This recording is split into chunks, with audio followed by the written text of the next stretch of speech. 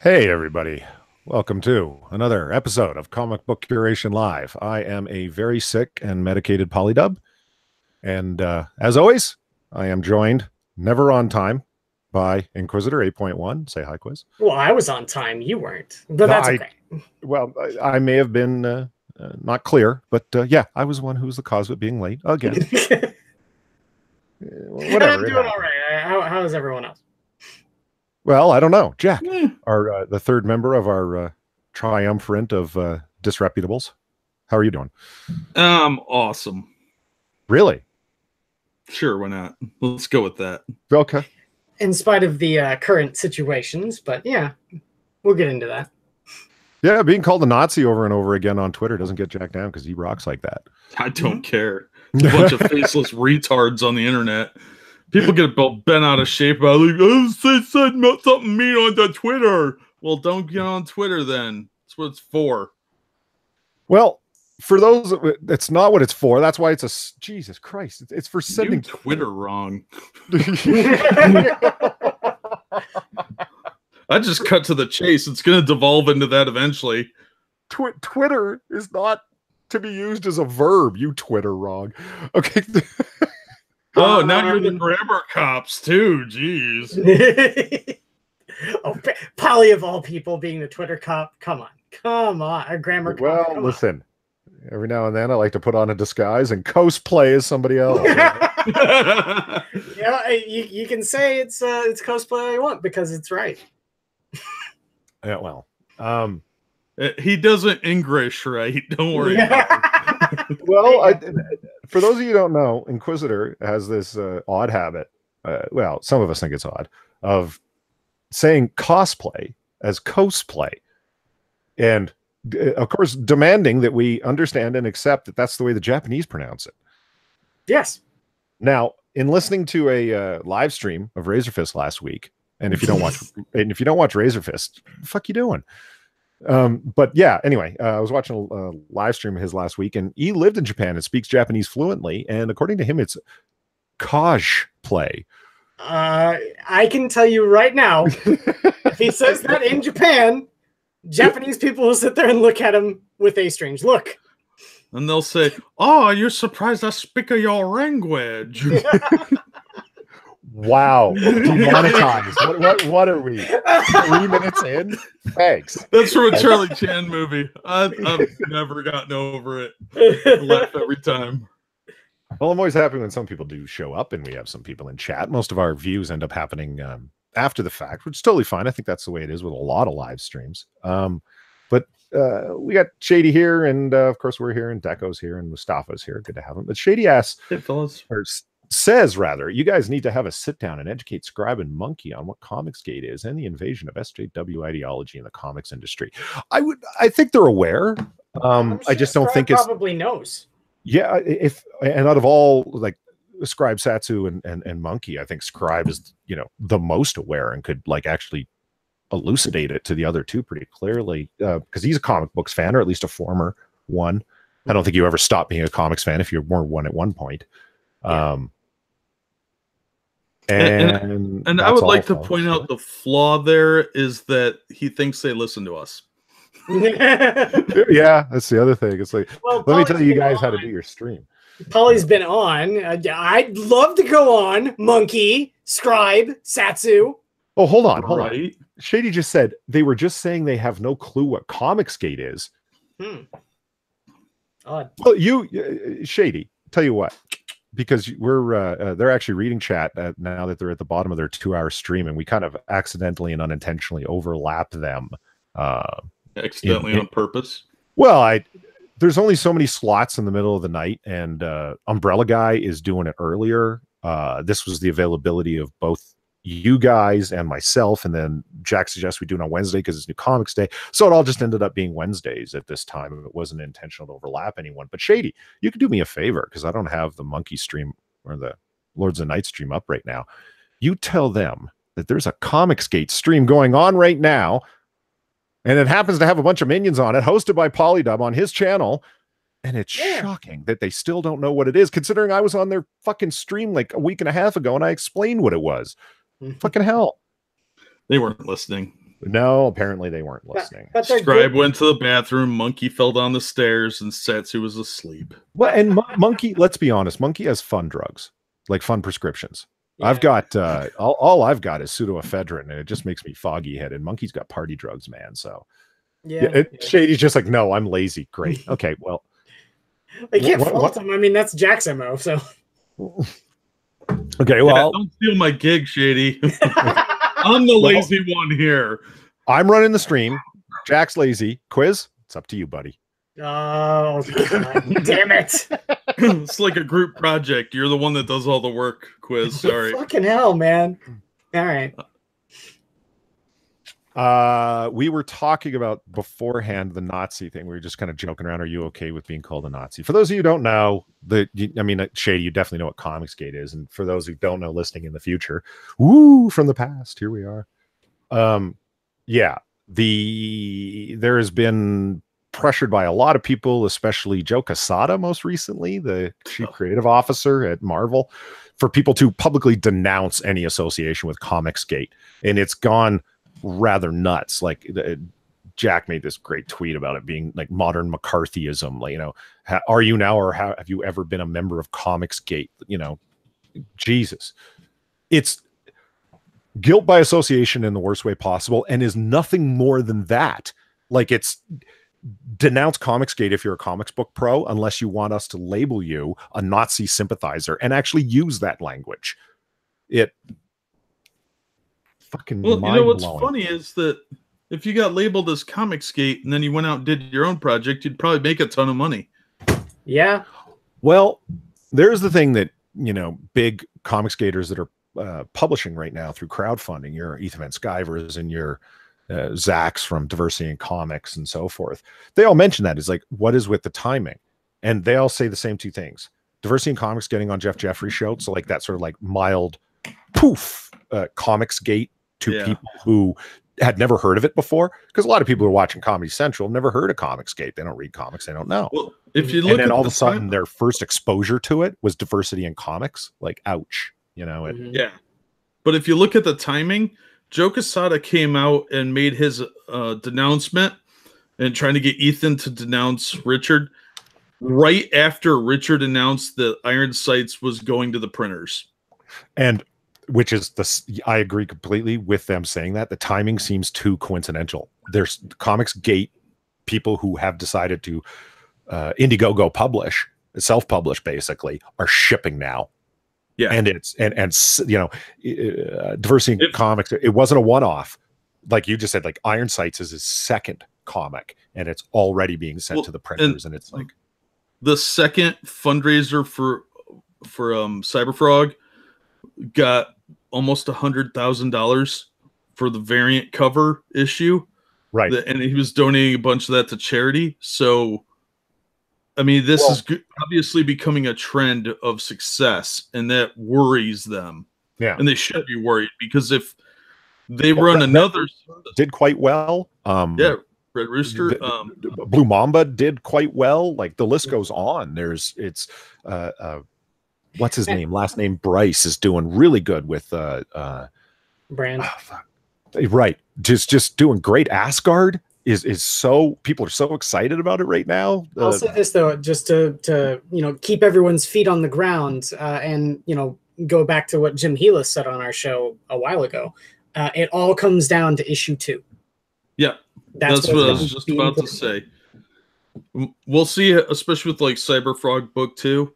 If he makes half of what he did before, it'll still be a raging success. Yes. If he makes exactly the same, that's going to be a wake-up call to Marvel and DC. That might cripple Marvel, because I think Disney might shut it down at that point. Yeah. The thing that's interesting about Ethan Van Skyver, like, I mean, of course, you have to feel an enthusiasm towards a project, and he certainly did with Cyberfrog, Blood Honey, the first one. And he corrects himself on stream. It says, Cyberfrog #1. Oh, wait a minute. Cyberfrog Blood Honey. Like that's its title of the story starring Cyberfrog. He's not, this isn't #1, and then #2 is coming. He felt a big enthusiasm to go do Rainbow Brute next. And I in some ways wish he would have done another Cyber Frog to display the second issue aspect that Jim Healis was talking about. I was listening to his stream, and you know what he's doing is he's taking Blood Honey and dividing it into 3 single issues, and he's going to publish those through Diamond. Oh, okay. So he's going to be selling Blood Honey as the collected, and then the Diamond is going to be 3 individual issues. Yes, those are going to be regular floppies. Oh, so they're going to be sold in comic stores. That's actually I think that's why he's doing Rainbow Brute next, so that he can build more excitement for the second book. Yeah. And that way too, it gives him like, you know, a period of 3 months to have Cyber Frog Blood Honey come out. Exactly. So he can work on that. Like, get it done in advance, because he's already got the work done largely for Blood Honey. So he'll be like double dipping on that one. It's kind of brilliant, but that's why he's doing All Caps Comics. Oh, I love the way Deco just said this in chat. I'm glad these indie comics are getting funded. Power of the free market. There it is. Yep. In a very few amount of words. That's all that's going on. It's not a bunch of white nationalists who want to fund somebody they think is their white nationalist leader. It's just, this is a well-drawn, interesting comic book that's outside of the norm, that isn't beating you over the head with something that if you say, I'm not really sure I want this ideological stuff in my comics, what are you, a Nazi? That's not going to happen. Well, and that's the free market talking, not anything else. How sad is it that the norm is crap and it's SJW chick tracks? Yeah, it's all true. The big thing for all of this, you know, going down the way it has too, is the fact that you know, this sort of thing, I think, can be a wake-up call. They're going, you know, these big companies, I think, after they see all of the, you know, massive success of the indie comic book industry that you know, hasn't had that sort of thing before. I mean, yeah, Dark Horse has sold fairly decently in the past. I know that some of the crossovers they've had with different franchises have worked out fairly well for them in past, but it's never been the massive cash cow that now Jawbreakers and Cyberfrog, because let's be honest, not disparaging anyone else, but those are the 2 big money makers.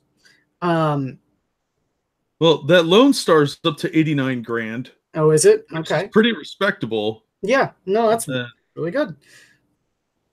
Yeah. But yeah, like, you know, when they see the overall money involved, right, in the 2 biggest releases, I would be shocked if, like, someone like Joe Quesada isn't trying to hide this sort of thing from the executives who are above him, because, you know, he's trying his damnedest to make sure that that's not an issue in any sort of boardroom discussion, simply because like any executive will sit there and say, well, why are they making money and you aren't? Yeah, exactly. Well, that's why you had like 20 different covers for Fantastic Four #1 at $6 or $7 a piece, and all these new #1s coming out are at least $5 or $6, sometimes as much as 8 or 10. It's all to pad their numbers. Yeah. Well, I don't know. I don't know to what extent. I honestly think that, you know, Jim Healis is saying the biggest thing is the bottom line, and it's, why are they making money, not you? Are they really? Like, Mustafa's, we don't wrench the dark ones. little self-hatred there, Mustafa. This is terrible. He's already wrenched. It's okay. he's been wrenched by us white nationalists. It's terrible. Yeah. I can't wrench people, so obviously I'm not included in that. He's obviously just an Uncle Tom. It's okay. Yeah. Well, let's talk about the Uncle Tom thing for a second. Fucking Kwanzaa. Fucking fall. I've never seen someone throw around that phrase Uncle Tom like that guy. Anybody who, well, really, what's going on with this Comicsgate thing? I don't really know if it's really about like white nationalism. What are you, some kind of Uncle Tom? It's, Jesus Christ. Yeah. You crab in a bucket, motherfucker, you. I think he has some emotional issues. Yeah. You know, that's a man with some hostility problems. Like when he's talking about things that are neither here nor there, like it's like he gets hostile about things he likes. Have you tried that new Wendy's chicken sandwich? It's fucking awesome. Like he's a weirdo, man. Yeah. Well, there seems to be a lot of those in comics these days. Yeah. Well, so calm down, Kwanzaa.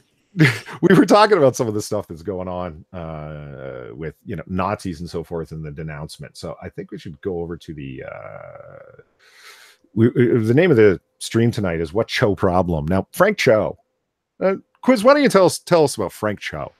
Well, from everything I know about Frank Cho, he's involved in the comic book industry. He's not renowned as a writer or an artist, unless you take into consideration his amazing covers. He's done amazing work for cover work for mainly the stuff that I know him from is Wonder Woman and Harley Quinn. A lot of the alternative covers that Frank Cho has done for Harley Quinn, I've bought because I thought those covers were great. He's an amazing artist. He has a book being sold. Oh man, let me look up the publisher real quick. I know that the publisher also published Bruce Timm's art book, and it's great. He's an amazing artist. His book is let's see here. Oh, come on. It's Drawing Beautiful Women, the Frank Cho Method. And it's published by, oh God, where is it? God, this is what happens when I let Quiz explain something. It's a disarray of scatterbrain. Yeah. He's suffice it to say, he's a very, very, very good artist. Well, he came under fire because of, and let me just go ahead and pull this up and screen share. And I will present to you. He came under fire for this Wonder Woman cover, right? And before he says this, I want the people watching. Look at this cover for a second. It's Wonder Woman, right? There she is. Just kind of absorb it and tell me what do you think about it? Does anything stand out to you? Go ahead, Quiz. Go ahead. Well, apparently, some people got really angry at Frank Cho. They got outraged and were calling for his dismissal because he was drawing her scantily clad and objectifying. Okay, so first of all, he has a published book called Drawing Beautiful Women. That's the monster. Kind of his bread and butter. But yeah, the thing about it is, if you look at her costume there, she's wearing no more or less than her current costume.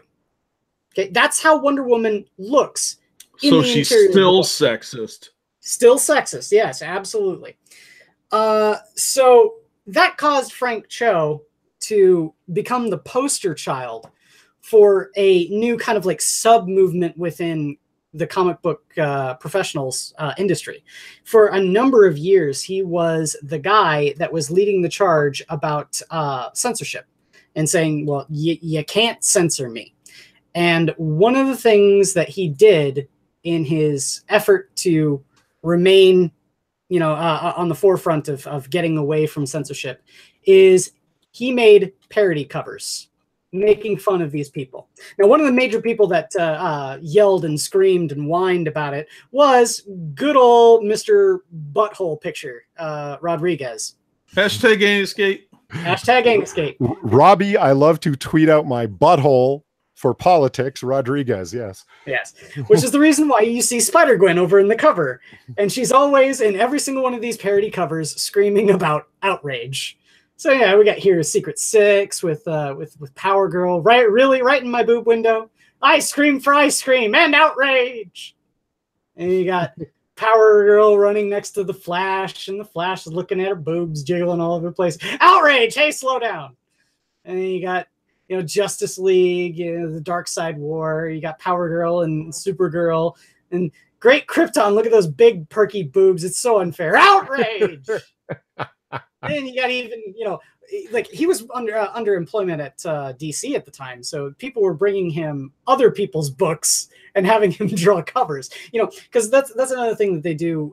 They've been doing. I don't remember exactly when they started doing this, but every now and then for like anniversary issues, annuals, or number ones, they'll print a blank cover that has only the title, right? That's the reason why all of these are white and they have like sketchy covers, is because they printed these so that you can go up to like an artist at a convention and get to know them a little bit, give them the book, and then they can draw, like a sketch or, do a little doodle or something like that when they sign the book for you. You're bearing the lead. They're all white covers. White supremacy. No. And the white nationalist Frank Cho. Yeah. Yeah, it's a common name. He's one of them Asian whites. Yeah, the Asian white supremacists. Yeah. So we've got a Star Wars one, and we got Marvel Secret Wars. It just, the list goes on and on and on. And I say that's actually a parody of another controversy that happened due to Spider-Woman. And he's got tons of Frank Cho. Was that also Frank Cho? Yeah, because he did the sexy Spider-Woman. Yeah, and so it was funny too because of that cover. There was a whole bunch of other controversies involved too because people were saying like, you can't pose in that angle; it'd break your neck. And then there was a cosplayer that cosplayer that actually went and took a photo of herself in the Spider-Woman outfit in that pose. Yeah, so it's just one after another. It would constantly, it was just BTFOing the social justice outrage mob. Then cut to 2018. Now, as we cut to 2018, this is actually pretty good segue into the neo-McCarthyism going on in and around Comicsgate, where it's like, you must denounce this. You must, say that you are not aligned with these people. You think if anybody, Frank Cho knows what an outrage mob is and what an SJW mob coming down on. Like, wait a minute. A sexy heroine? No one's ever heard of that before. And that's all Frank Cho was drawing. They're not particularly scantily clad. I guess they're more scantily clad than somebody in the dead of winter, but they're supposed to be, these are superheroes. Both the men and women are supposed to be in burkas. Well, the thing that kills me is that, and everybody points this out, but it doesn't really seem to sink in with some people. A lot of superheroes, not all of them, but a lot of them are supposed to be like goddamn near perfect physical specimens because they exercise all day, or they're artificially augmented, or they're augmented through genetics or radiation like Spider-Man. They're supposed to be damn near perfect physical specimens, and they work out all the time. Of course they look fantastic. Nope. Having ideological bodies is oppressive to the body positivity movement. You're hurting feelings, and that's violence. So you would think if anybody would get what an SJW mob, with pitchforks coming after you digitally, and keyboard warriors yelling at you for small things, you think if anyone understands that, it would be Frank Cho. But I actually understand, like a lot of people say, where this guy's coming from. And it's like, dude, we're not against you. If anything, come over to our side, Frank. We'll tell them to fuck off for you. Because this is some bullshit. You think you would understand, but not only that is that people have done that before. People have done that for a very, very long time. There was a reason why he has all of these parody covers, is because he was telling them that they can go fuck off. But Frank, well, I shouldn't say Frank like I know him. Frank Cho decides to post this up on Facebook, and it goes all around on Twitter and everything else. It's like, it has come to my attention, says Frank, from various sources, that people are associating me with Comicsgate, an alt-right hate group in the comic book field. As a proud liberal Democrat, I'm against everything Comicsgate stands for. I'm pro-equal rights, pro-diversity, pro-comics. I've always believed that everyone is welcomed at the comic table, and no one group should try and force another to their idea of what is normal and what is not normal. So let me be very clear where I stand. Fuck Comicsgate. Hashtag French Show Artist, hashtag Comicsgate. There is no hashtag Comicsgate. Okay, hang on. Hashtag District 12, hashtag Jennifer Lawrence. Like, you bring in Hunger Games and Jennifer Lawrence. I mean, I know why, but like, PP touches. Wait. I don't know this. Why is he hashtagging Jennifer Lawrence? District 12 and Jennifer Lawrence because of the Hunger Games movie. And the picture that was tagged with this was from the Hunger Games, and District 12 rebelled. Yeah. Against the evil, oppressive, authoritarian, which would be the mainstream in this case. First, let me just make an offhanded criticism here. Hunger Games sucked. Everything about it is derivative and awful. Well, yeah, it's from Battle Royale and Most Dangerous Game, but that's not the point. The point is he's hypocritical. That's not the point. He's hypocritical in this statement because he says he's for everybody being at the table, and then he's like, "Fuck you, people." Yeah, it's for everyone being at the table except for those people. Yeah, except for those weirdos. Well, see, this is the thing. Like, it's like, I mean, Mustafa himself asked, "What the fuck does Hunger Games have to do with this?" He's just, I hear you. You got to think a little bit to like reach as far as he did to get there as to why it makes sense.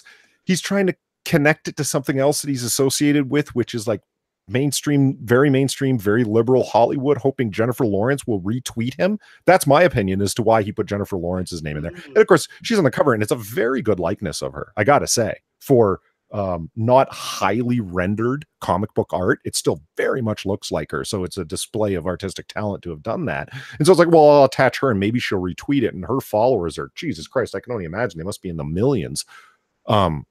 So, you know, this is, I need to say it far and wide and loud. I am not a bigot, racist, sexist, homophobe, Islamophobe. In other words, I'm not a comic gator. For Christ's sake, he can't even get the name right. It's comics, plural, gate. He even repeats it in the hashtag. Mm-hmm. Now, that's not Frank Cho, you're an idiot. That's Frank Cho, come on, man. Who got in your ear? Yeah.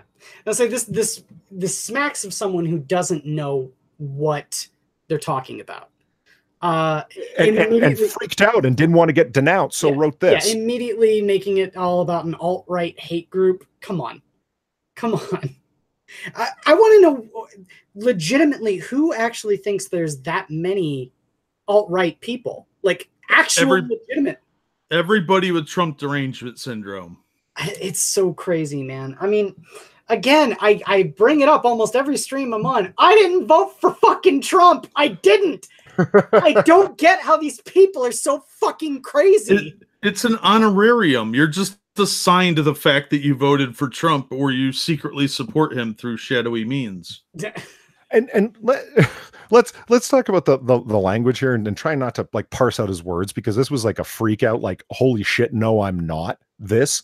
You know what I mean? But I think that it betrays certain things that of the person who got in his ear. He said, I have heard from several sources, from varying sources, meaning buddies and friends of yours are like, man, you better dissociate yourself with this, because you're the kind of guy who's like, you know, body positivity, quote unquote, is part of the whole anti-Comicsgate thing. We'll display women however we want. And one of the big criticisms of diversity in comics is all diversity in comics Zach wants is women with big boobs, which is stupid. That's not what he's saying at all. No, that is not what's happening here. I'm sorry. I'm going to disagree with you. From various sources would be my editor, my publisher, Joe Quesadilla. Yeah, I said it. And anybody else that can fire him. Those are the people that are like, they're a hate group. But this is slanderous. He's saying that these people are part of a sinister criminal enterprise. Mm-hmm. You know, they're white nationalists. You call people alt-right is pretty unforgivable to most fans. So and Peter raises an interesting point that connects to something that Van Sciver was saying. He says anyone that leans right of Stalin is alt-right. And it's like, well, yeah. And Van Sciver says, because you know what? I think that there's fun in this, because how do you tweet at the KKK? How do you tweet at neo-Nazis? But you can hashtag at Comicsgate, can't you? And so here's the target, right? And it's like, that's an interesting point. I hadn't really thought of it along those lines before. You know, here's the enemy. Here's the people that are trying to keep trans people from writing comics, as if that was ever the point. Now, see, if I were Van Sciver and I had the money that he just got from Cyberfrog, I would go out and license some character that they love and then write the comic for it. Yeah.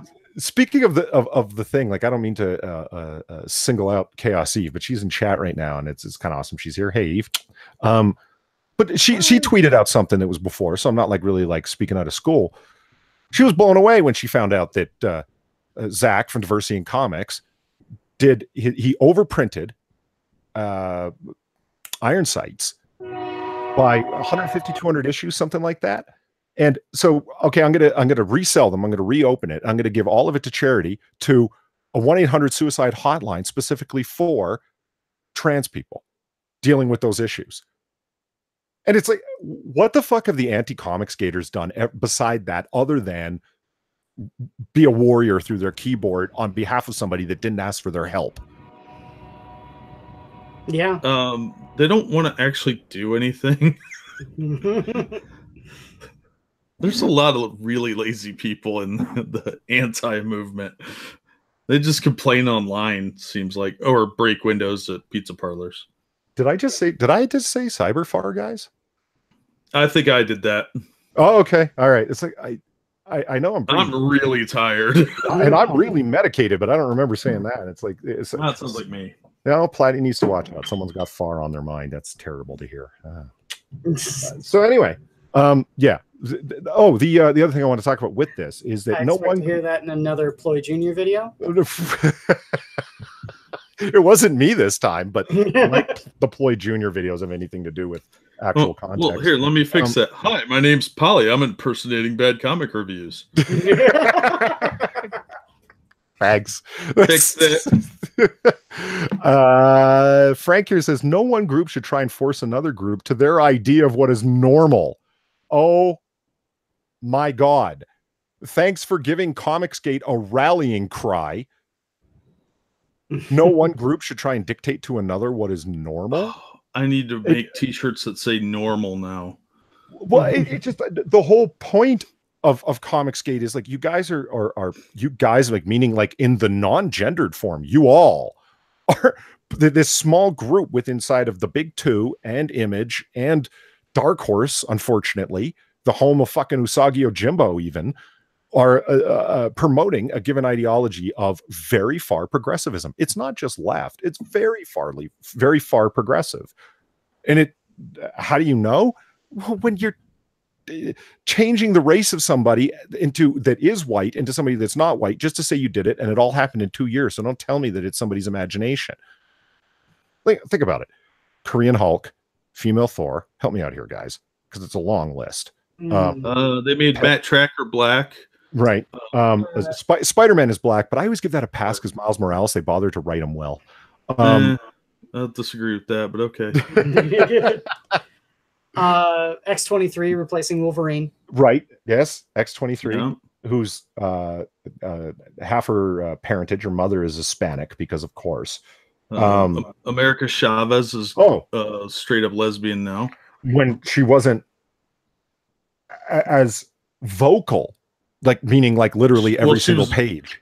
She was bisexual previously. Now she's just straight up no dudes.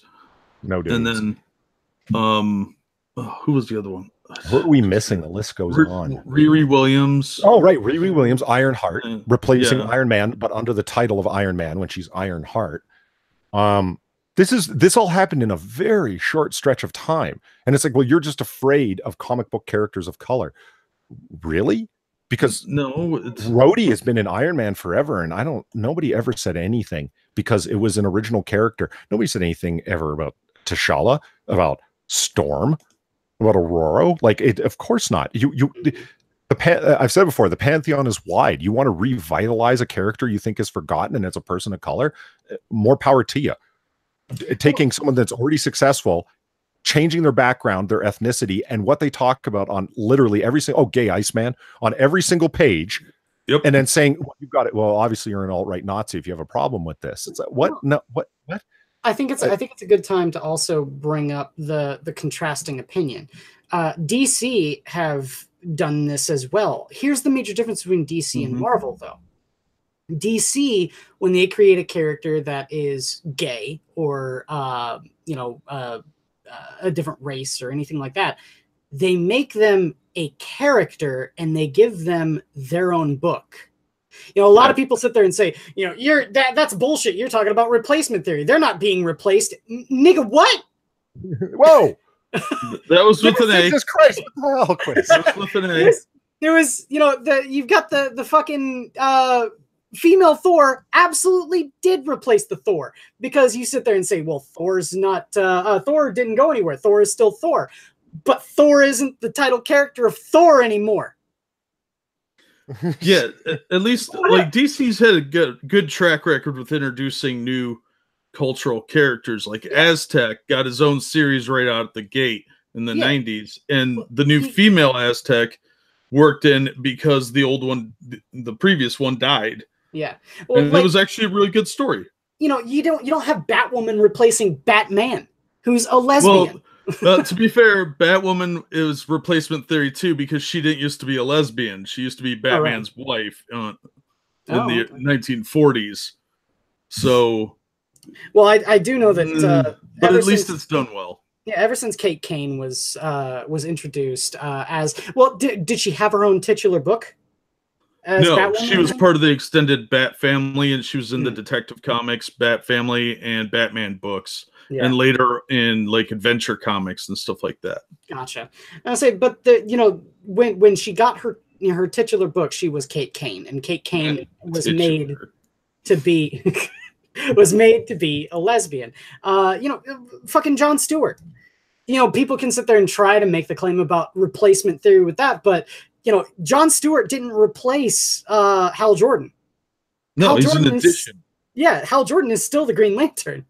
Oh, I thought you were going to say Trevor Noah replacement theory for Jon Stewart. I was like, where are you going with this? no, wrong Jon Stewart. Yeah, wrong Jon Stewart. You didn't mean Jon Stewart Leibowitz. You meant Jon Stewart full stop. Got it. Yes. Okay. Yeah. Well, and the Green Lantern Corps has also added Simon Baz, who's a Muslim, although I hate that character, and Jessica Cruz. Jessica Cruz is a great character. Well, she's got a great backstory. They've been fumbling a little bit with her story, but I think that overall she's got a lot more potential than almost any new characters they've introduced to Green Lantern for a very, very long time. The Green Lantern's run right now with Dan Jurgens on the book has been great. Mm-hmm. And this group of people that are in the industry are not just like some kind of like they have, a great stage, a great platform, if you will, although I get kind of sick of that phrase being used so much, to promote their ideas simply by working it in, and an automatic defense mechanism that is built in the form of fear of denouncement, fear of name calling. It's like, we're going to do this, and if you don't like it, did you want to say something? It's like, I'm not saying anything because I don't want to be called a sexist or a bigot or something like that. But it's not just them. There's an entire supporting group, cottage industry of people who spend all day on Twitter, who are only peripherally related to the comic book industry or want to be in the comic books industry. And so they repeat these things ad infinitum. Plus the straight up ideologues reference the Mary Sue. Headline: the Loki TV series needs to make Loki's pansexuality canon in the MCU. Oh God, the Mary Sue can get fucked. Fuck the Mary Sue.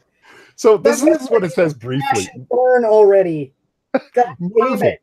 For all its successes, has more than a few failings. One of these is that they haven't introduced a canonically LGBTQ plus character to their franchise. What? Like, I guess they mean the MCU as in like Marvel Comics, like universe, as in the films and the films alone, as if there aren't enough gay and bisexual characters that have been introduced and over a very short period of time recently. Oh, no, hate fact, it's never enough.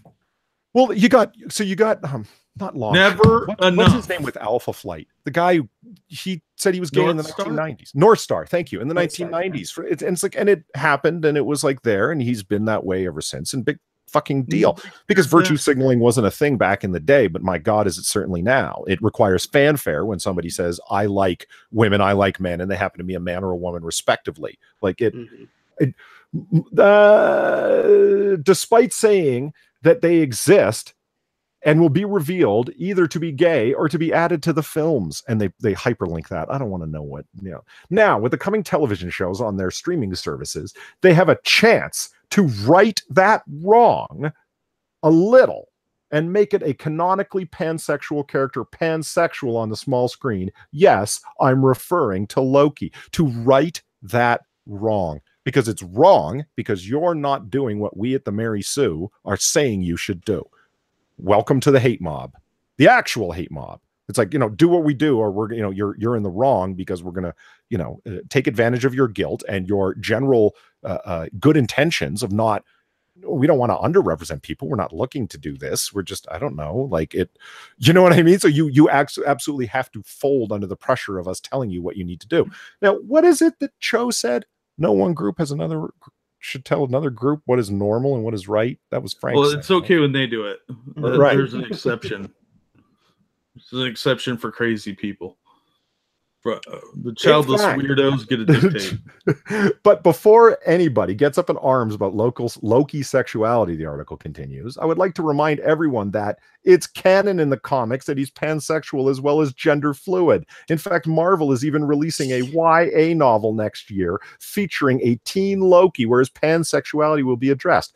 So do not try to come at me with any sort of, quote, forcing an agenda comments or that I'm reaching. It's canon. So it's time for the MCU to introduce that element of his character into the MCU to make it ultra, super duper canon.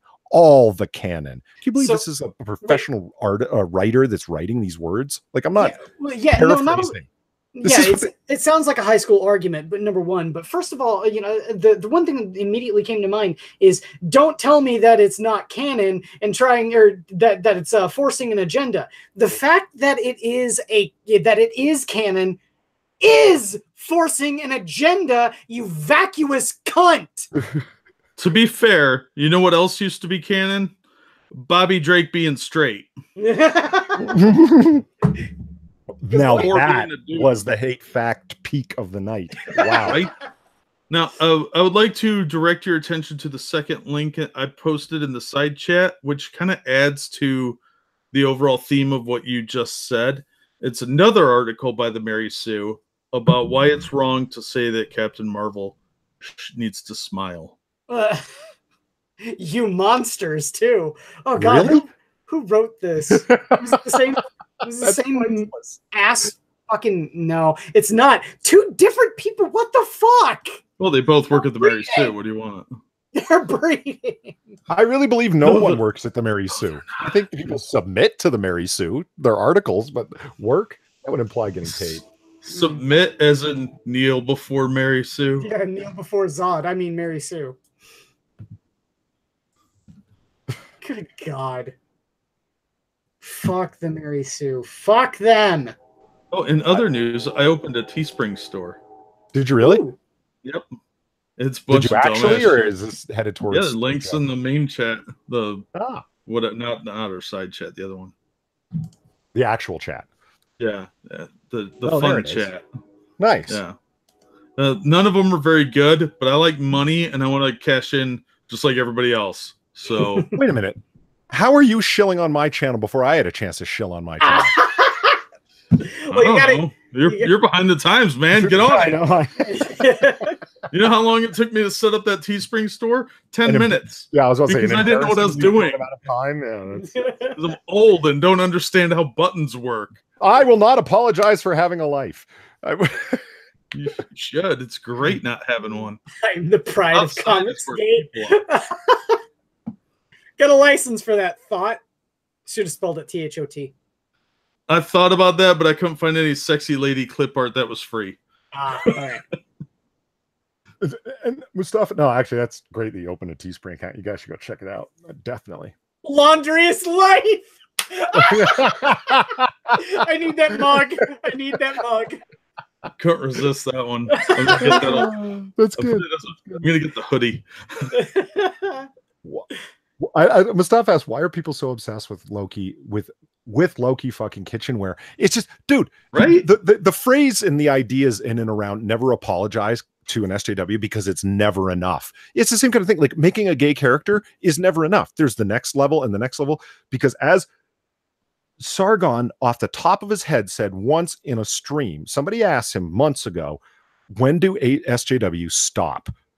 They never as a super chat. And his answer stuck with me because of how depressing it was. He said, when they've burnt it to the ground and have to move on to somewhere else because there's no one left to boss around. No. Yeah. I actually have an even more bleak answer for that. They never do, and they'll never forget it, and they'll never let you live it down. It's like a mark on them to be able to bring it up in casual conversation, to denigrate you, to show how virtuous and good they are. They will constantly and always remember the things that you have done, quote, wrong ad infinitum, until they not only just burn. That's the second time somebody said ad infinitum. I was just saying. Stop.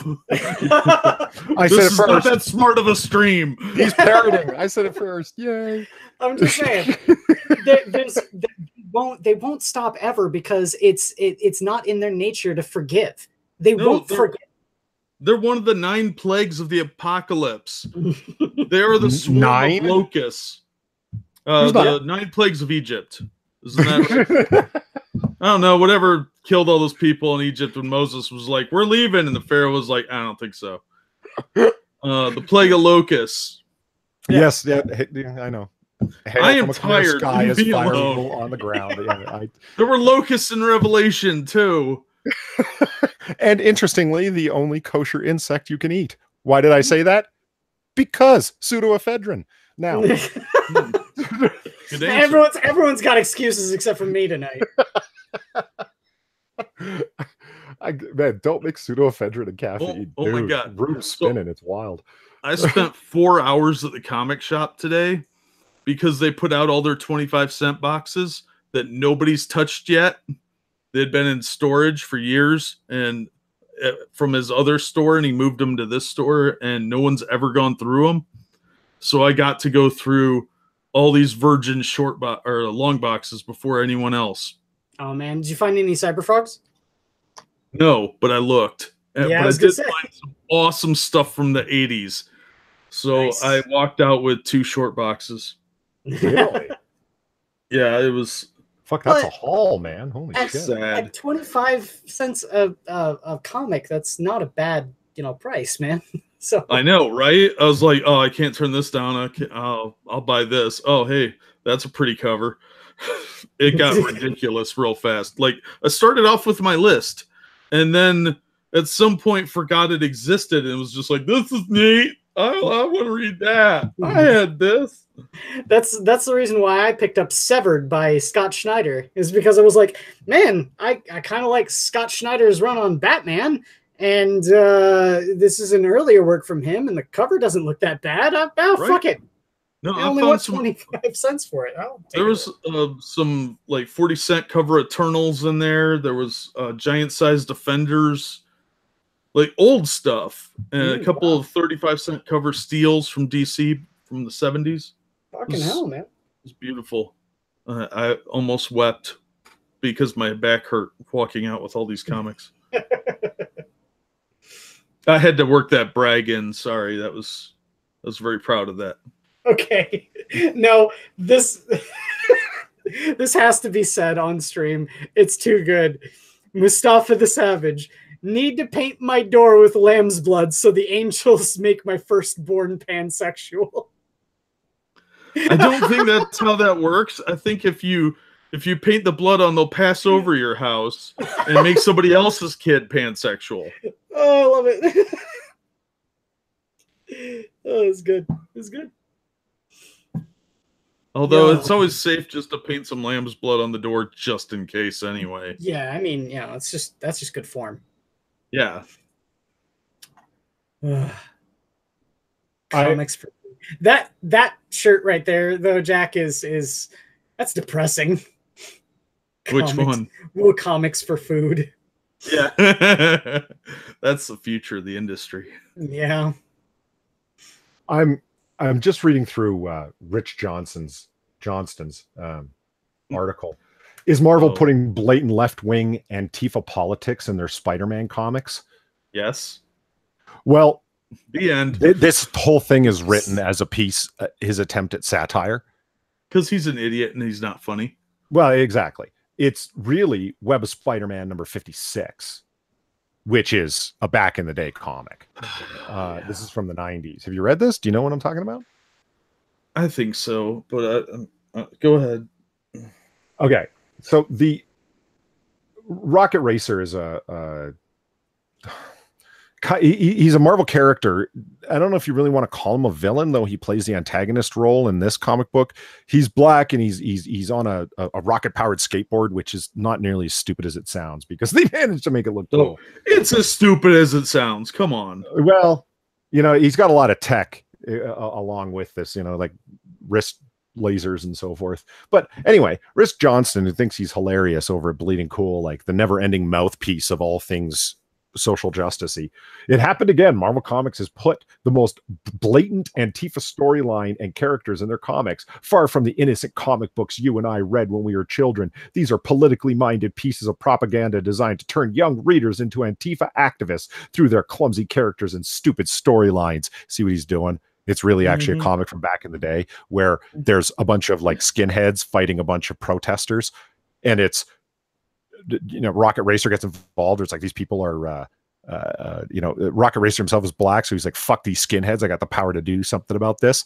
And Spider-Man gets involved. This is like, you know, come on, man, and he actually stops him from here it comes, punching a Nazi at one point. And Rich Johnson is like, you know, he's making a big joke out of it, well, attempting to anyway. And this latest example comes from someone that you might have thought would have known better. Jerry Conway, who created the conservative right-wing icon, The Punisher. So what has led to him taking a turn like this? Maybe no one with such politics can get published at Marvel Comics these days. So he's been forced to prostitute his art, ? You know, it's all written like this. And this guy, you know, Rich Johnson doesn't think like this. This is all an attempt at sarcasm because he's showing you a book from the 80s or early 90s. I don't know. I'd have to look at the copyright date on Web Spider-Man 56. And saying like, look, this stuff has been happening for a long time, as if there isn't a blatant, to use his own words, move towards social justice in comic books that there wasn't before, as if there isn't a fucking agenda. When you can point at the switch, the replacement theory that has all happened over an extremely short amount of time, and then this goes to speak to what I was saying. It's not just some ideologues that happen to have gotten jobs at the big two and Image and etc. It's also a wide range of keyboard warriors on Twitter and supporting people from garbage tier websites. I'm not even going to go into how many spelling errors there and grammar errors there were in this thing. This guy just craps this shit out, Rich Johnston, every single day. It's mind-blowing. So let's go over to an article that he wrote from today, September 19th. Marvel revisits its swimsuit specials in today's Multiple Man #4. Now, for those of you who don't know, Marvel did a swimsuit special. Quiz, you tell them all about it. Back in the early 90s, I believe it was, when you had great artists like Jim Lee still working for Marvel. They did this was also around the same time that Sports Illustrated swimsuit edition was at the peak of its popularity. You know, the internet kind of and the internet and prevalence of internet porn kind of removed the need for the swimsuit edition of Sports Illustrated, but I digress. Marvel decided to try to cash in on their properties and make a swimsuit edition of Marvel Comics. It was made to look exactly like the swimsuit edition of Sports Illustrated magazine, and it was printed like a magazine. They had all of your different superheroes in incredibly skimpy swimsuits. And it was the only way I ever saw characters like from the X-Men interacting with almost anyone else, because the X-Men were fairly insular back in the 90s. They crossed over with people, but they didn't really, not really. The big X-Men events crossed over with the other X titles, but you know, it's just kind of interesting to see Black Widow hanging out in a, you know, cabana with fucking Psylocke and Storm and Rogue. So all in swimsuits, by the way. So it's nothing that bad. So. And to be fair, those are really hard to find in mint condition anymore because for some reason the pages are all kind of like stuck together. Gross, but yeah, it's probably accurate. So in Multiple Man #4 here, like I said, it's more, you know, this is Rich Johnston's article because he's always got to find something to either promote or complain about, right? That's going on in line with a very far, well, moderately far left progressive idealism. I'm tired of people saying ultra right. You know, if you're ultra right, you're fucking Benito Mussolini. If you're ultra left, you're like the Weather Underground or Stalin or Marx. Like, do you know what I mean? Like, people talk about ultra, and it's like, hey man, if you believe in expanding, that doesn't count as ultra or far. It just doesn't. Anyway. I think the one thing that almost anyone with half a brain cell can agree on is that regardless of where you sit on the political spectrum, every single one of those people you just named is an absolute scumbag. Yeah. And you shouldn't want to emulate any of them. No, and which is what I would like, that if there could be that common ground, is, you know, a lot of people say is like, can't we find common ground here? How about that as common ground? But unfortunately, I am concerned that if you were to say, come on, calling me an ultra-right person just because I don't want ideology in comic books when it's obvious that you're doing it. I don't want to deny anybody a place at the table, but this is not a place at the table. This is promoting a worldview and an ideology at the expense of storytelling. And their idea of common ground is capitulation. Well, and that's what I mean. It's like, well, no, because if you disagree with that, you must be a Nazi. So you just threw me like as far as you possibly could. And, you know, you're a far right Nazi. And it's like, you're throwing around terms you don't even, they're National Socialists. They were actually pretty far to the left. They wanted government social programs like fucking crazy. That you don't want that kind of government intrusion in your life. It wasn't about a small power elite. It was about socialism. They just weren't as far to the left as communists. Their ideological enemy. You're all over the place with these terms. You're just, you know, bad guy did bad thing. It's what it boils down to, what they're saying. And it's just Nazi or fascism happens to work. They're not used to people disagreeing with them, and they get frustrated and don't know how to cope with it because they've never really experienced somebody who pushes back legitimately, which is why I think eventually these things are going to devolve into violence. Yeah. They're speaking the rhetoric of it. No, I mean, like, it'll be a lot more violent than what it's been. Somebody's going to get stabbed or shot. And I was going to say, because, you know, you're sitting there talking about violence, and that's another thing I wanted to bring up during Frank Cho time there, was Frank Cho was sitting there talking about how it's a hate group. Remind me, Frank, who were the hate-filled ones? Who were the hate-filled and violent ones again when Gotham City Pizza got their window kicked in? Yeah, it sure wasn't the Comicsgate crowd that did that. Cautionary Comics just pulled out of another convention because of credible threats. And it was in Tampa, I think. I saw their tweet on it. And that's Chuck Dixon and Hennessy. Ben Hennessy, I think his name is. Mm-hmm. And they're really nice guys. I've interacted with them on Twitter. I don't understand why they're getting credible threats. Like, the police apparently were like, hey, this sounds legitimate.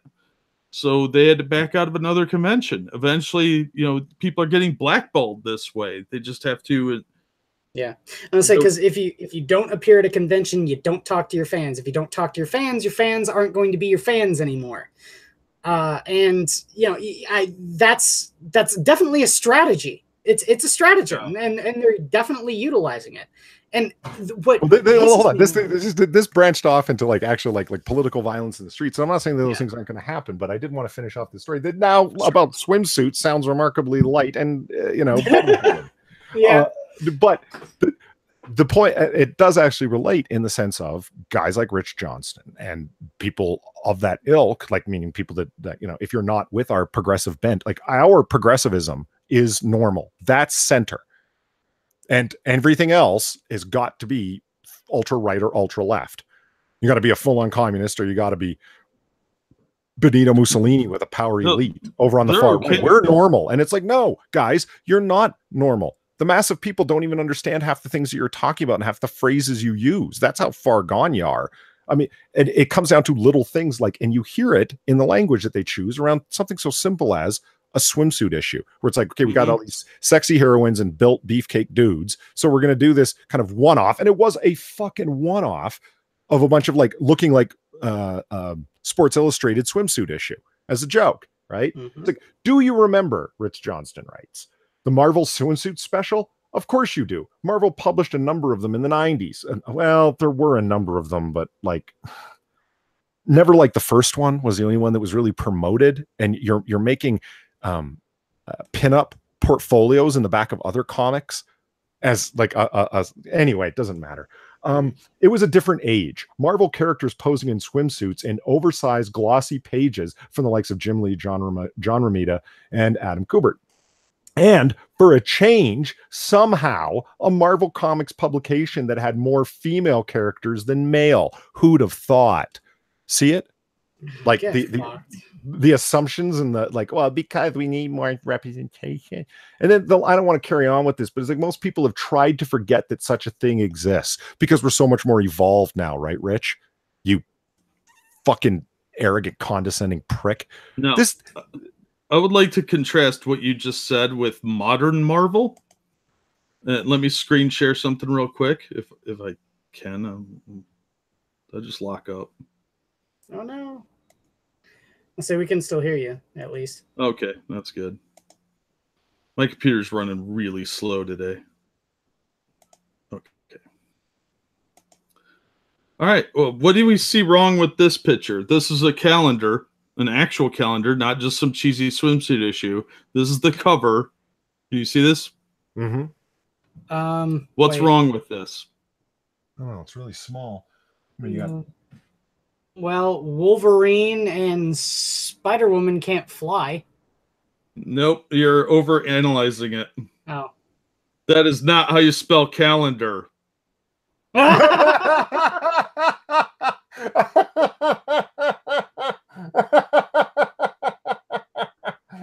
wasn't even looking at the text. I was looking at the characters.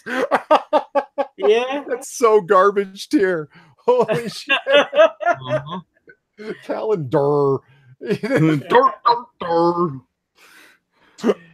Oh my god.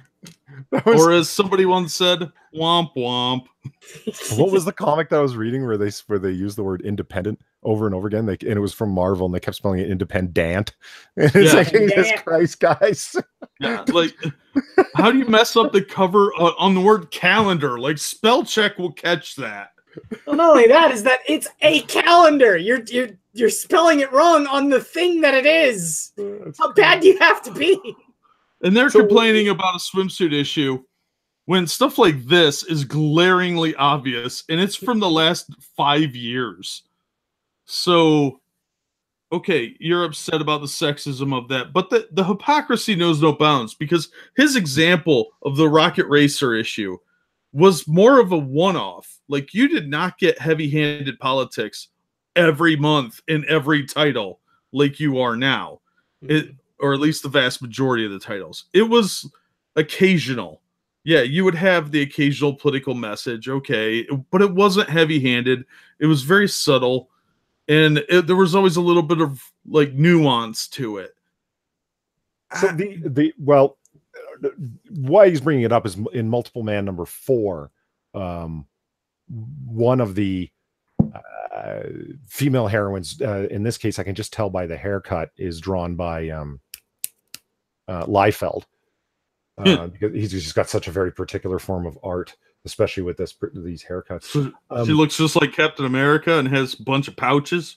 Hold on, share. There we are. This is the Bleeding Cool page. This is Jesus Christ.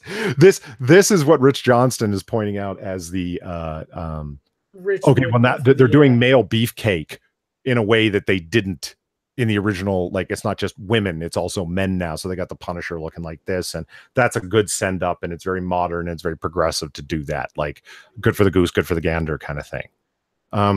Rich would focus in on that, wouldn't he? Right. Hold on, let me actually just present myself here for a second. There's the original Liefeld art, right?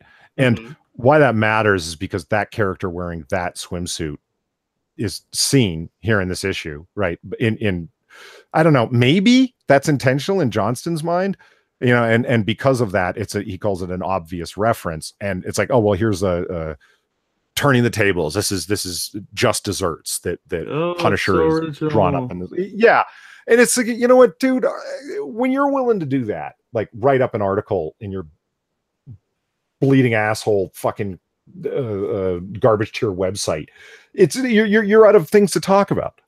Clearly, yeah, these are first world problems. I mean, where a comic book or a series of them even that came out 20, 30 years ago are still on my fucking nerves. So I'm going to reference some tiny little thing and like a full splash page of Punisher with a, what do you want to call it? A skull cod piece? I don't even know.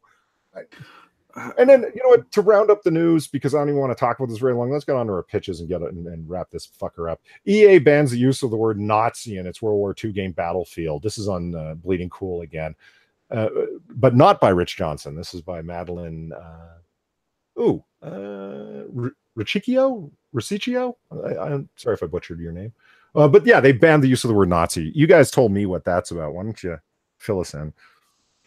Well, apparently, while playing on the multiplayer, if you try to type Nazi or white man, it filters it out so that people don't see it.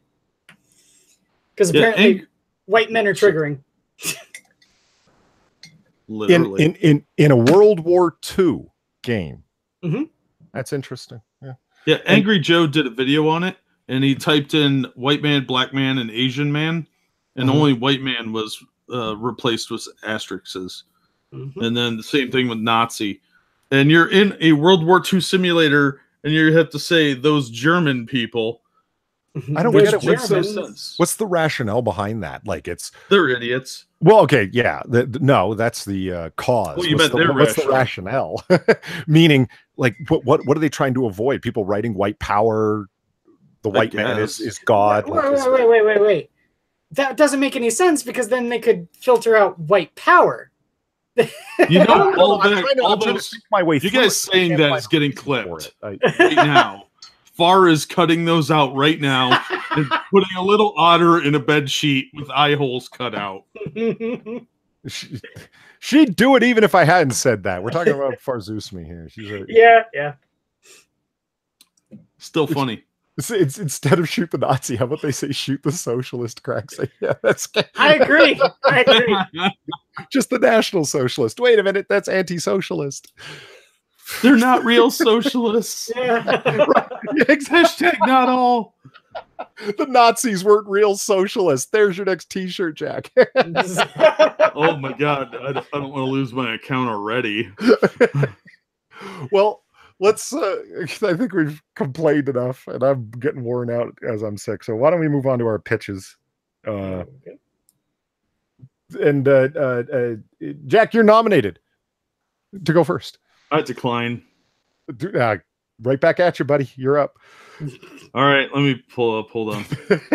You really fought that one hard. I don't care enough. There are very few things I actually care about. So, all right. I am sharing a current miniseries.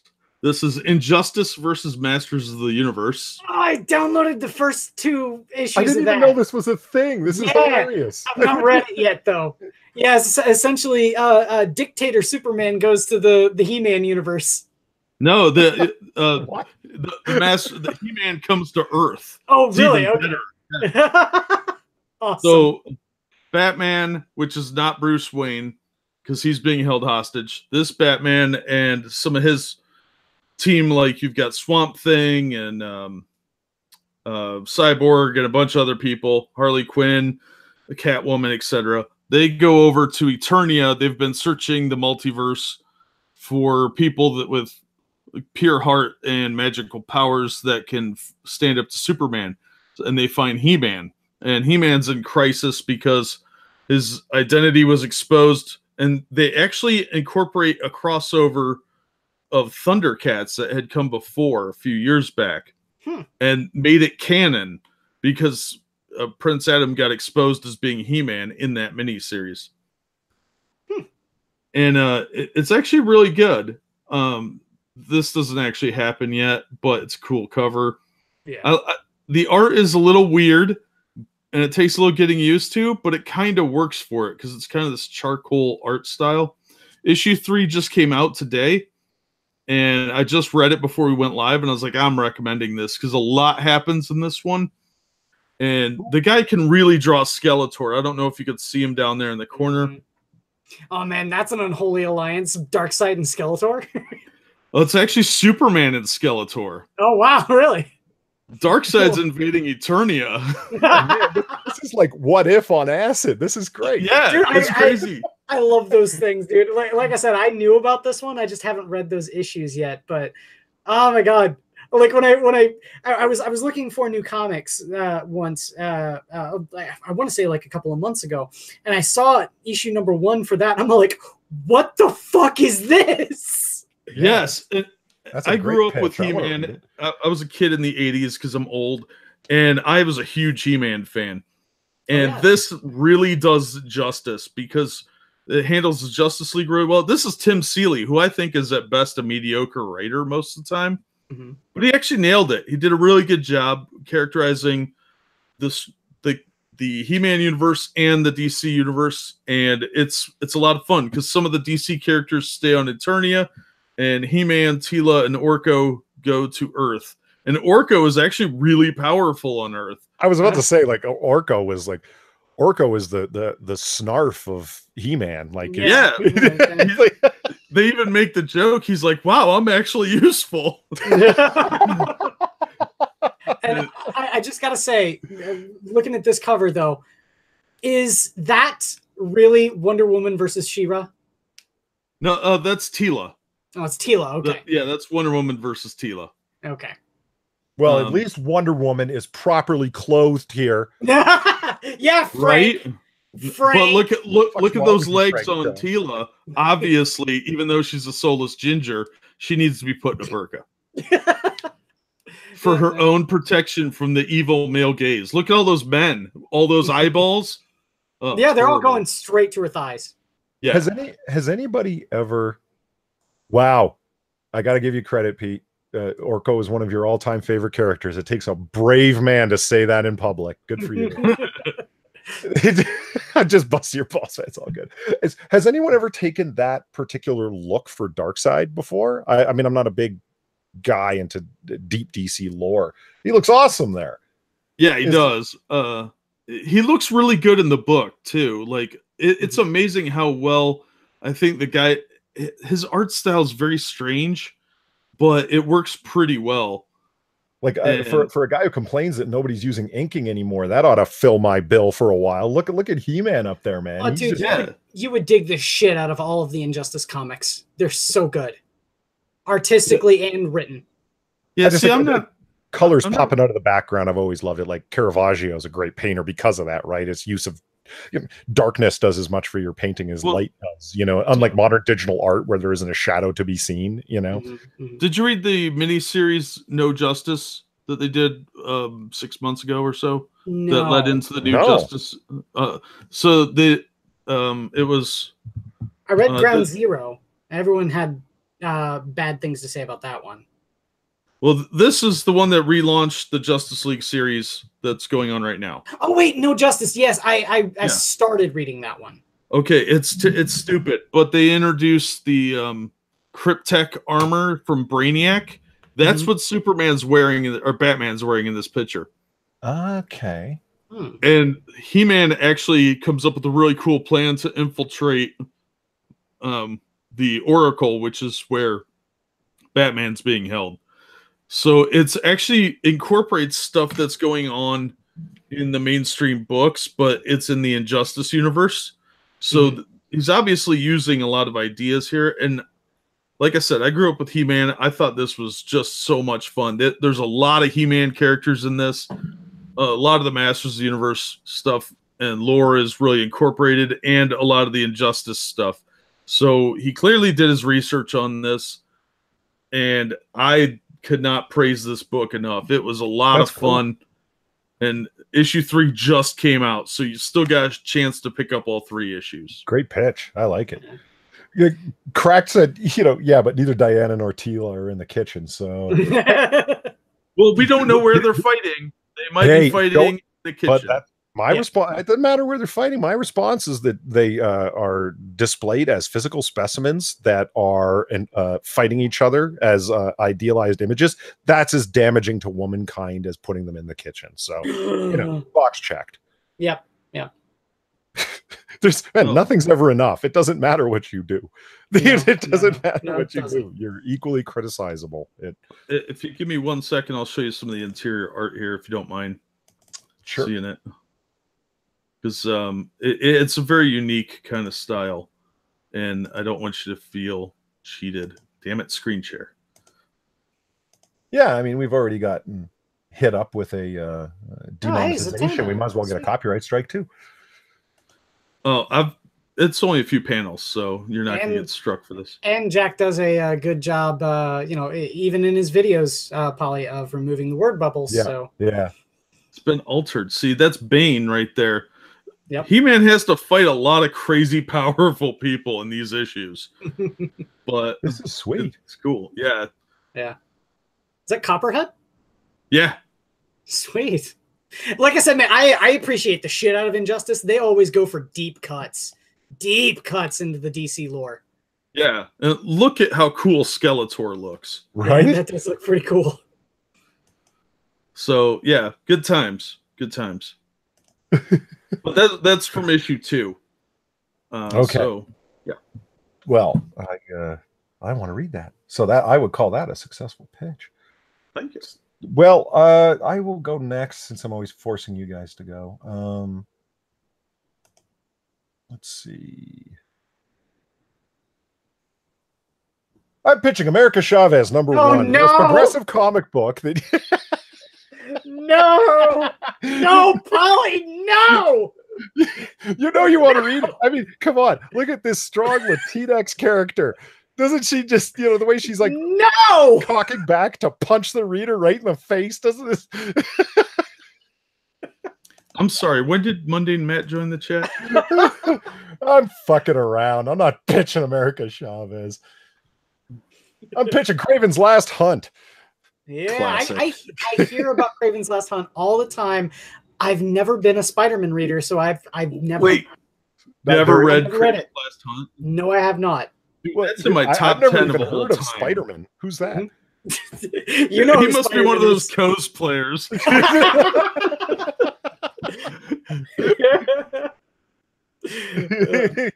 Like I said, I've heard great things about Kraven's Last Hunt, so I really should read that.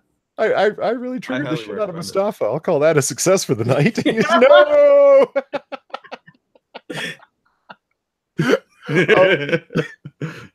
Kraven's Last Hunt is when everybody wanted to be Frank Miller. That's the era that it came from. And I mean, as everyone knows, or we'll find out, I'm a big Frank Miller fan.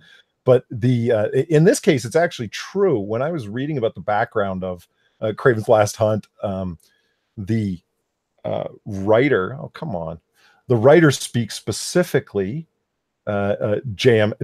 DeMatteis. How do you say it? I don't know. I butcher everyone's name. Don't ask me. He always goes. It's J.M. John is his actual first name, but he goes by J.M. DeMatteis. Great quote that he's got here, where it's in a sense, Kraven becomes something akin to Frank Miller's Dark Knight character, and it's like, yeah, what happens? And it's like, it's a 6-part miniseries that happens over 3 different Spider-Man series that were going on at the time: Web of Spider-Man, Amazing Spider-Man, and Peter Parker, the Spectacular Spider-Man. This, don't worry though, I'm pitching this as in its collected editions, and it's been collected 3, I think, different times, most recently in 2007, and justifiably so, because it is a outrageously good fucking story. I mean, it is so well written. Like back in the day when stories were really thought through in terms of what we want to do, it's quite grim, the storyline. Spider-Man here, this is at the time when he is going from the black suit, but it is not the symbiote. The symbiote has, like, he's since killed it. It happened in, well, he thought he had killed it in Web of Spider-Man #1, but he's worn just a fabric version of it ever since. So this is why you see Spider-Man in the black suit here.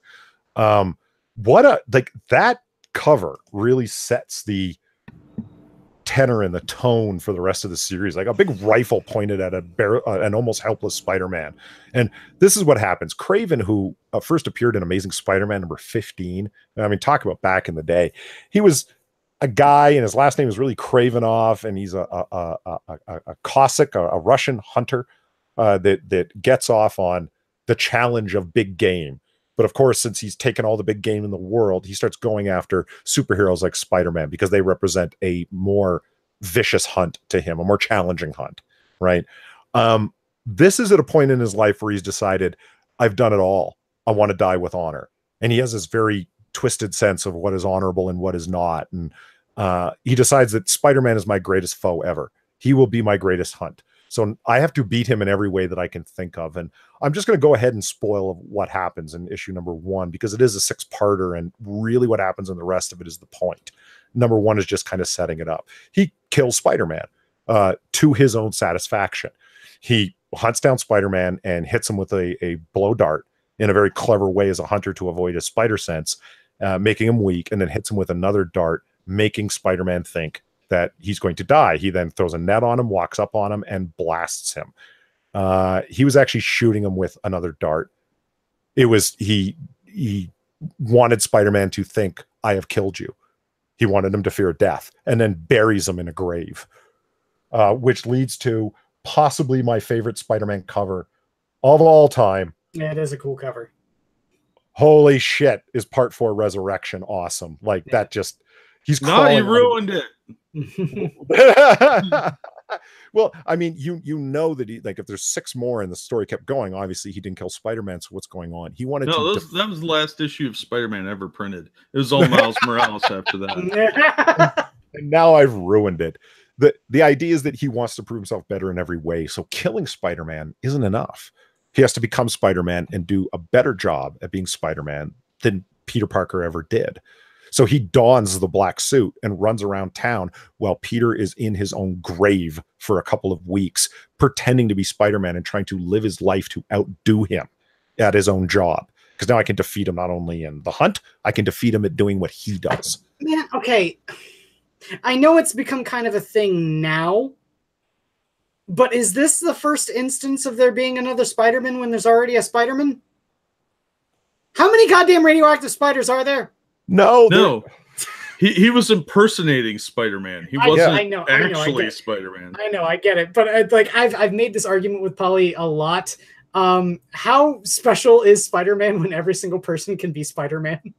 Well, this was back there's when a lack of imagination going on, so let's just replicate our hero. I mean, this is before that. Yeah. This is back when Spider-Man was still the only Spider-Man. There was Spider-Woman, but she's a different power set.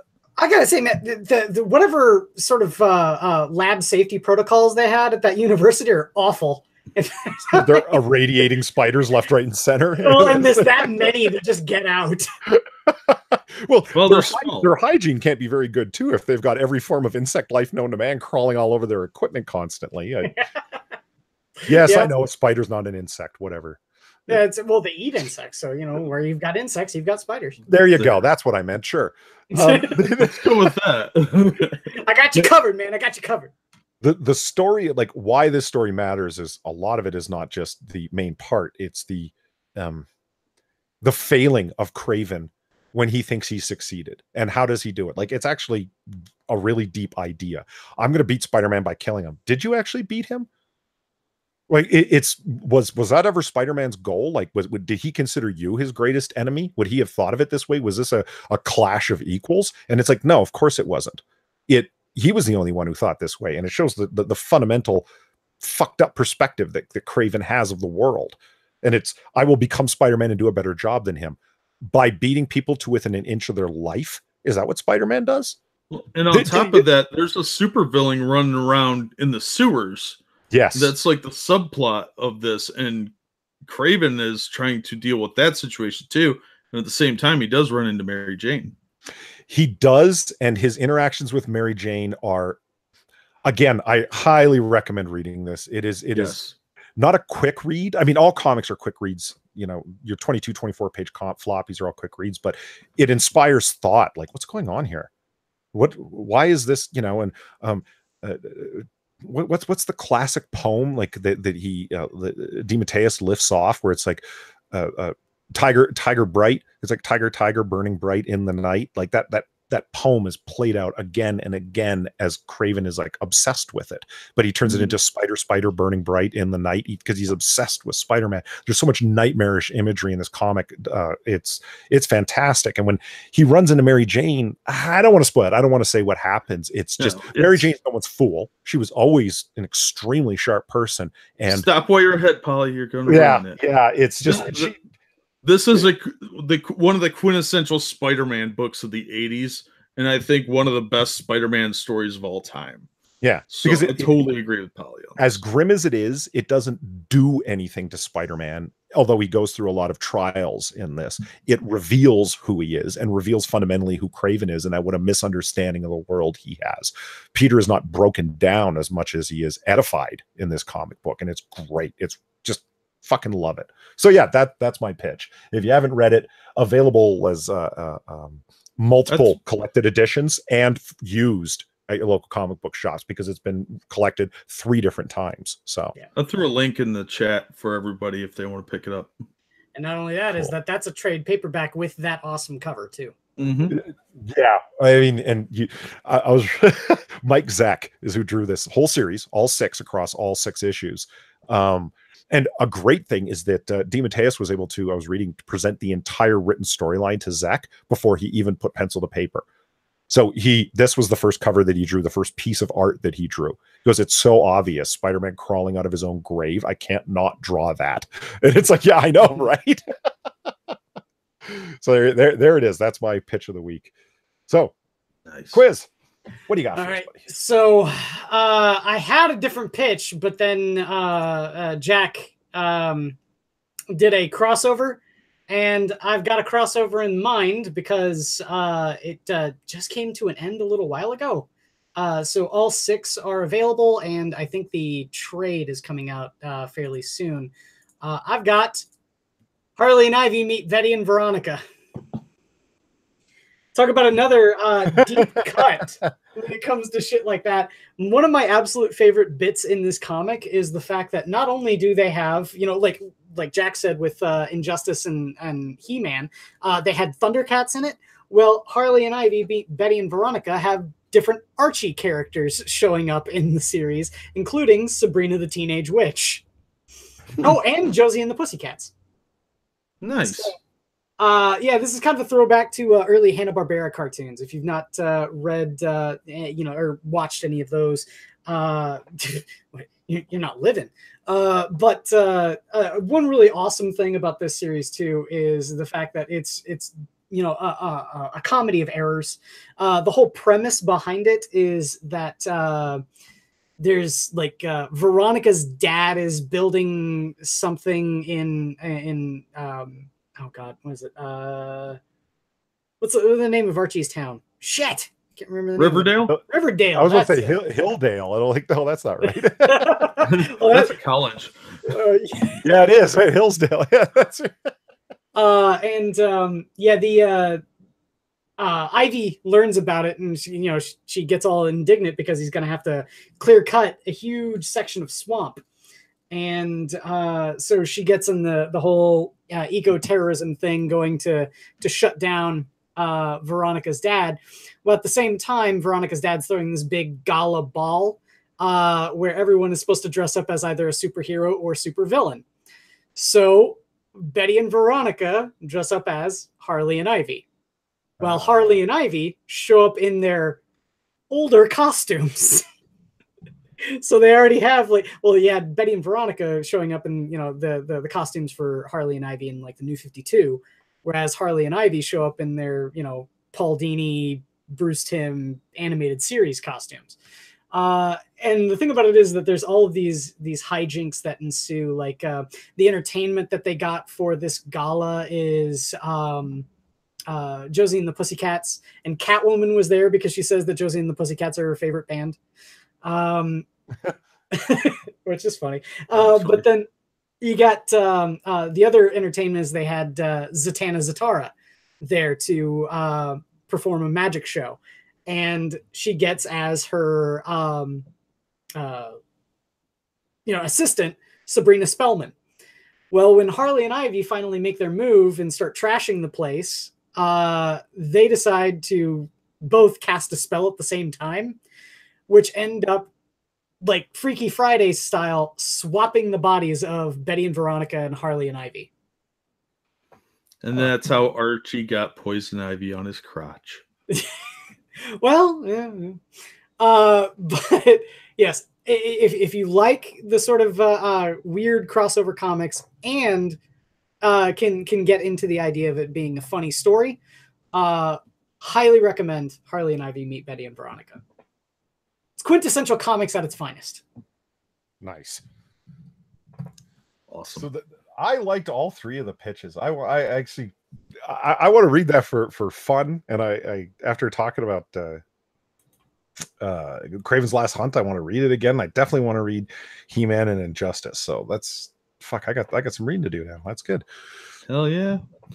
Well, there it is, ladies and gentlemen. Episode 7. What Cho problem? What is Cho's problem? He's scared of getting burned by an SJW mob, man. It's not irrational. He's already been through it once. I have one more thing to say about the Cho situation. Now, when this whole thing falls apart and he goes to get new work, no one's going to trust him. Yep. Because he's already sold out the people that supported him, and SJWs don't trust anybody, even themselves. Yep. So he just screwed himself by calling everybody names.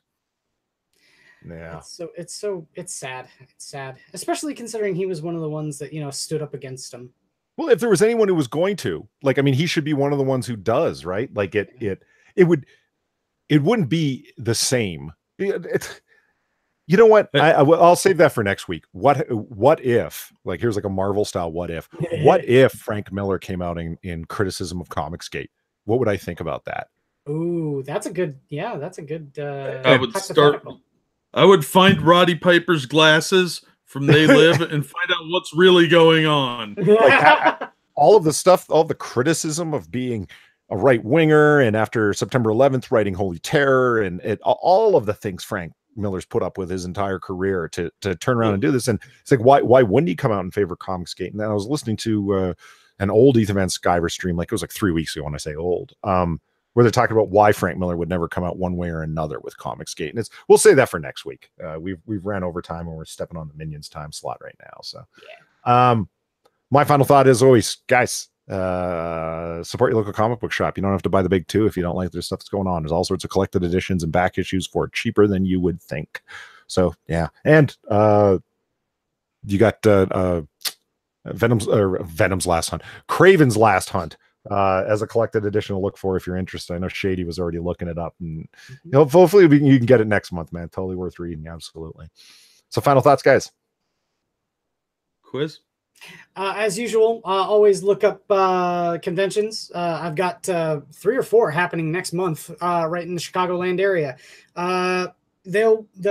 There's smaller in scale. They'll probably not have as many artists, but the ones you do find there are usually extremely down-to-earth people.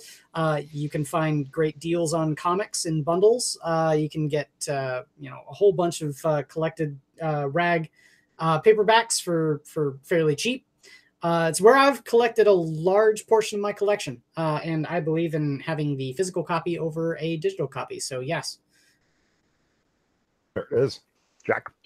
Well, I just blew a big pile of money on comics today, so I think I'm going to keep it simple and say, if you like what we're doing here, like, share, and subscribe, and go to my Teespring store and give me money.